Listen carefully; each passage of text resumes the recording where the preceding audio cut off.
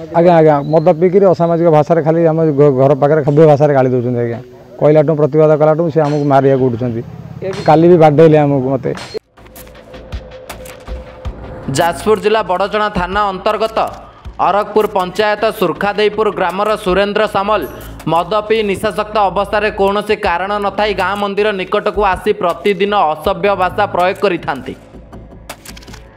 सूचना अनुसार 22 तारिख दिन संध्या समय गाँ मंदिर निकट रे ग्रामर झील बोहू माने दर्शन निमंते आसी थांती। किंतु बड़ परितापर विषय ठीक यही समय से ग्रामर सुरेन्द्र सामल मंदिर निकट को आसी खराब भाषा प्रयोग करथिले, जाको ग्रामर सुभाष चंद्र नायक सह ग्रामर किछि लोक विरोध करथिले। एही घटना को नहीं सुरेन्द्र सामल का तीन पुआ संतोष सामल, ज्ञानरंजन सामल, ओप्रकाश सामल आसी सुभाष चंद्र नायक को मरणास्त्र साहाय्य आक्रमण करथिले।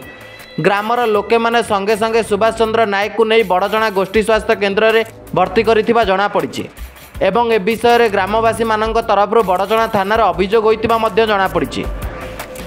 आज्ञा मो ना सुभाष चंद्र नायक आम घर सुरखादेईपुर अरगपुर पंचायत ग्राम सुरखादेईपुर। आज्ञा खाली मद पीकि आसी सोदासोदी कला आम प्रतिवाद कर आम साई आम गाँव में सोदासोदी कला प्रतिवाद कर बाप पुए 4 जन मिसी संघबद्ध उपर आक्रमण कर मुंड फुंड को देखा चिन्ह फिन्न पकड़ मेडिकल आगे छाती पेन होता आज्ञा एसी मेडिकल रिफर करते एसीबी बर्तमान आसी पहुँचले आज्ञा घरे।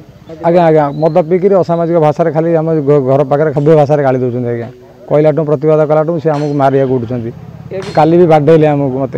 आज्ञा अभियोग थाना कर बड़चणा थाना आज्ञा सरकार को प्रकृत दोषी को न्याय मिलू।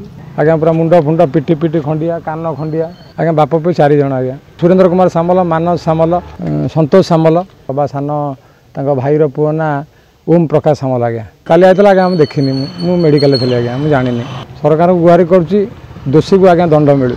एमती सबुदिन सोधु आम कौन कर बचू कमी घर पाखे रहीकि सबुदिन राति पाइले सोधुचे मद पीकि। जाजपुर कविता साहू बड़चणार सुशांत नायक रिपोर्ट टुडे न्यूज।